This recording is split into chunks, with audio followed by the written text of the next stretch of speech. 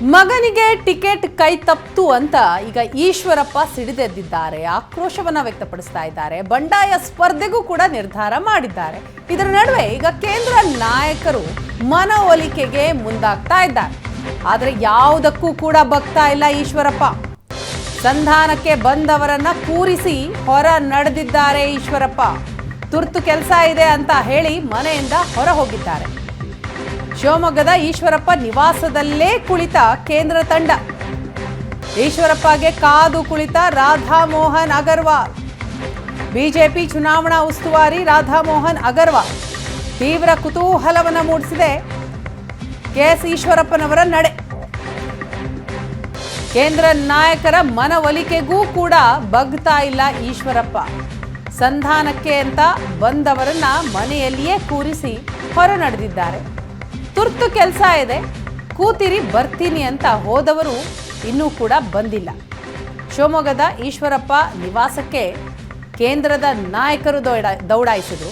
ಬೆಳಿಗ್ಗೆ ಅಷ್ಟೇ ಆರಗ ಜ್ಞಾನೇಂದ್ರ, MLC ರವಿಕುಮಾರ್ ಭೇಟಿಯನ್ನು ಕೊಟ್ಟು ಮಾತುಕತೆಯನ್ನು ನಡೆಸಿದ್ರು. ಯಾವುದೇ ಪ್ರಯೋಜನ ಆಗಿರಲಿಲ್ಲ. ಅದಾದ ಬೆನ್ನಲ್ಲೇ ಬಿಜೆಪಿಯ ಚುನಾವಣಾ ಉಸ್ತುವಾರಿ ರಾಧಾ ಮೋಹನ್ ಅಗರ್ವಾಲ್ ಸೇರಿದ ಹಾಗೆ ಕೆಲ ನಾಯಕರು ಈಶ್ವರಪ್ಪನವರ ನಿವಾಸಕ್ಕೆ ಭೇಟಿಯನ್ನ ಕೊಟ್ಟರು. ಆ ಸಂದರ್ಭದಲ್ಲಿ ಇಲ್ಲೇ ಕೂತಿರಿ, ತುರ್ತು ಕೆಲಸ ಇದೆ, ಬರ್ತೀನಿ ಅಂತ ಹೋದರು, ವಾಪಸ್ ಬಂದಿದ್ರು. ಬಿಜೆಪಿ ಹೈಕಮಾಂಡ್ ಸಂಧಾನ ವಿಫಲ. ಈಶ್ವರಪ್ಪ ಜೊತೆಗಿನ ಸಂಧಾನ ವಿಫಲ. ಅರ್ಧ ಗಂಟೆ ಕಾದರೂ ಮನೆಗೆ ವಾಪಸ್ ಬಾರದ ಮಾಜಿ ಸಚಿವ. ಈಶ್ವರಪ್ಪ ಜೊತೆಗಿನ ಹೈಕಮಾಂಡ್ ಸಂಧಾನ ವಿಫಲ ಆಗಿದೆ. ವರಿಷ್ಠರನ್ನ ಮನೆಯಲ್ಲಿ ಕೂರಿಸಿ ಹೊರ ಹೋಗಿದ್ದಂತಹ ಈಶ್ವರಪ್ಪ ವಾಪಸ್ ಬಂದಿಲ್ಲ. ಅರ್ಧ ಗಂಟೆ ಕಾದಿದ್ದಾರೆ ನಾಯಕರು, ಏನೂ ಪ್ರಯೋಜನ ಆಗಿಲ್ಲ. ಅರ್ಧ ಗಂಟೆ ಕಾದರೂ ಮನೆಗೆ ವಾಪಸ್ ಬರದ ಮಾಜಿ ಸಚಿವ. ಈಶ್ವರಪ್ಪ ಮನೆಯಿಂದ ವಾಪಸ್ ತೆರಳಿದ್ದಾರೆ ರಾಧಾ ಮೋಹನ್ ಅಗರ್ವಾಲ್. ಬಿಜೆಪಿ ಹೈಕಮಾಂಡ್ ಸಂಧಾನಕ್ಕೂ ಕೂಡ ಹೋಗೊಡ್ಲಿಲ್ಲ ಈಶ್ವರಪ್ಪ. ಮಣಿಯುವ ಯಾವುದೇ ಲಕ್ಷಣಗಳು ಕಾಣಿಸ್ತಾ ಇಲ್ಲ. ಈಗಾಗಲೇ ಬಂಡಾಯ ಸ್ಪರ್ಧೆ ಅಂತ ಹೇಳಿದ್ದಾರೆ.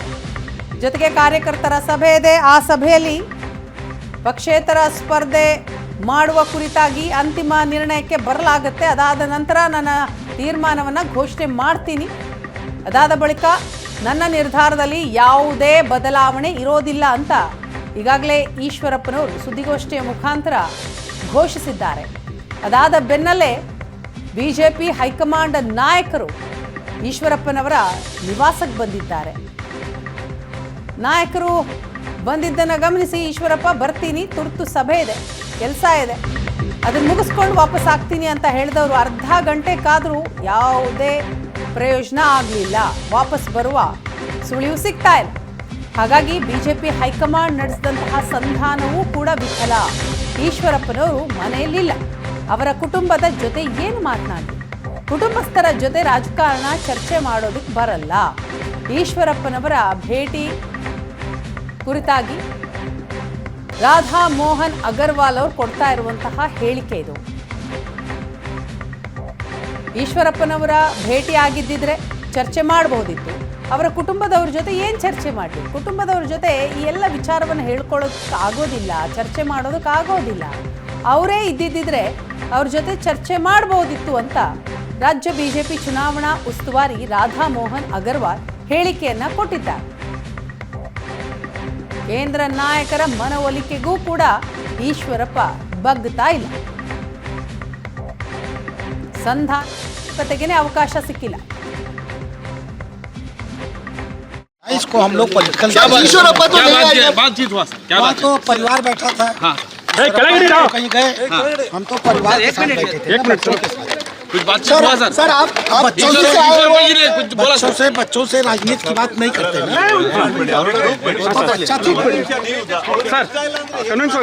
सर आप दिल्ली से आए हो। सर आप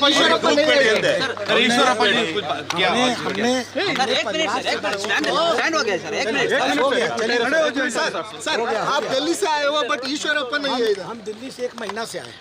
बट क्या बात हुआ है सर? हम तो चुनाव की तैयारी कर सर ईश्वरप्पा जी ने परिवार की मीटिंग हम लोग सर प्रधानी का कार्यक्रम आएंगे सर ईश्वरप्पा जी परिवार से मिलना हमारे लिए ಈ ಬಗ್ಗೆ ಮತ್ತಷ್ಟು ಮಾಹಿತಿಯನ್ನು ಕೊಡ್ತಾರೆ ನಮ್ಮ ಶಿವಮೊಗ್ಗ ಪ್ರತಿನಿಧಿ ರಾಜೇಶ್ ಕಾಮತ್ ಇದೀಗ ನಮ್ಮ ಜೊತೆ ಸಂಪರ್ಕದಲ್ಲಿದ್ದಾರೆ. ರಾಜೇಶ್, ಏನಿದು ಕೇಂದ್ರ ನಾಯಕರು ಈಶ್ವರಪ್ಪನವರ ನಿವಾಸಕ್ಕೆ ಬಂದರು, ಆದರೆ ಈಶ್ವರಪ್ಪನವರೇ ಇಲ್ಲ, ಸಂಧಾನದ ಮಾತುಕತೆಗೇನೆ ಅವಕಾಶ ಕೊಡಲಿಲ್ವ ಅವರು?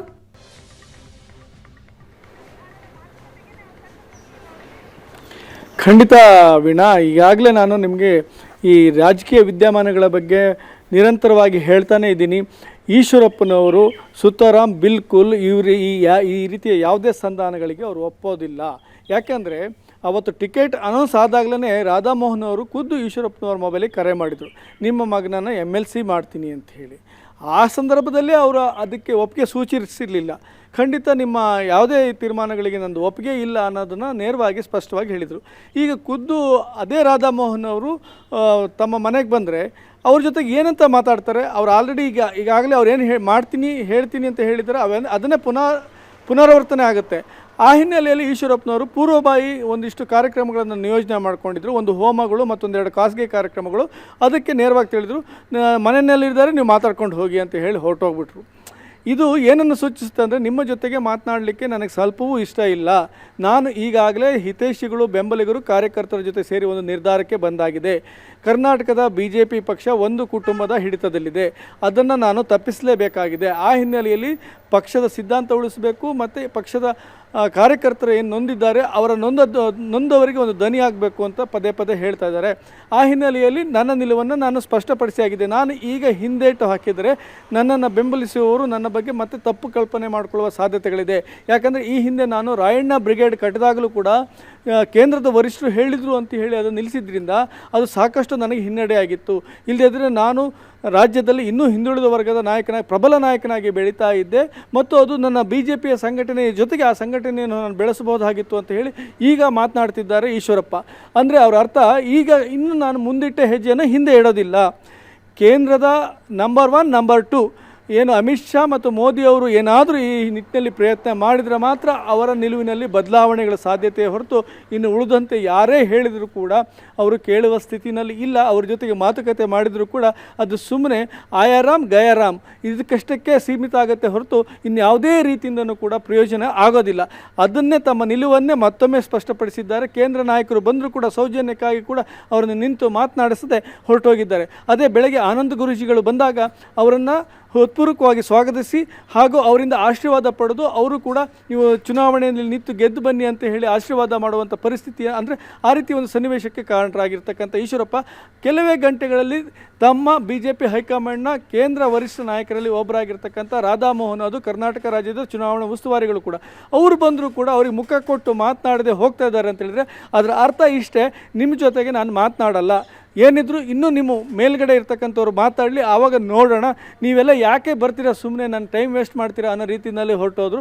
ಇದು ಅವರು ತೋರಿಸಿರ್ತಕ್ಕಂಥ ಸ್ಪಷ್ಟವಾದ ನಿಲುವು. ಮತ್ತು ಅವರ ಬಾಡಿ ಲ್ಯಾಂಗ್ವೇಜನ್ನು ಗಮನಿಸಿರ್ತಕ್ಕಂಥ ರಾಧಾಮೋಹನ್ ಅವರು ಮನೆ ಒಳಗೆ ಕೂತರೂ ಕೂಡ ಅವ್ರ ಕುಟುಂಬದ ಜೊತೆಗೆ ಏನು ಮಾತಾಡ್ತಾರೆ, ಅವರು ರಾಜಕೀಯವಾಗಿ ಏನು ಚರ್ಚೆ ಮಾಡ್ತಾರೆ, ಏನು ನಿರ್ಧಾರ ತೆಗೆದುಕೊಳ್ಳೋಕ್ಕಾಗುತ್ತೆ, ಏನೂ ಮಾಡೋಕ್ಕಾಗದೆ ಬಂದ ದಾರಿಗೆ ಸುಂಕ ಇಲ್ಲ ಅಂತ ವಾಪಸ್ ಹೊರಟೋದ್ರು.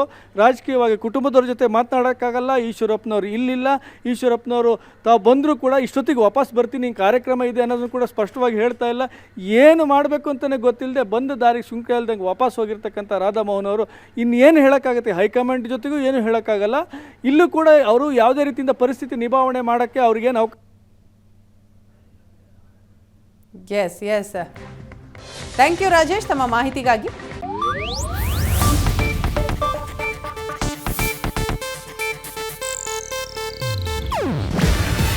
ಇದು ಏಷ್ಯಾನೆಟ್ ನ್ಯೂಸ್ ನೆಟ್ವರ್ಕ್ ಪ್ರಸ್ತುತಿ. ನೀವು ನೋಡ್ತಿದ್ದೀರಾ ಏಷ್ಯಾನೆಟ್ ಸುವರ್ಣ ನ್ಯೂಸ್.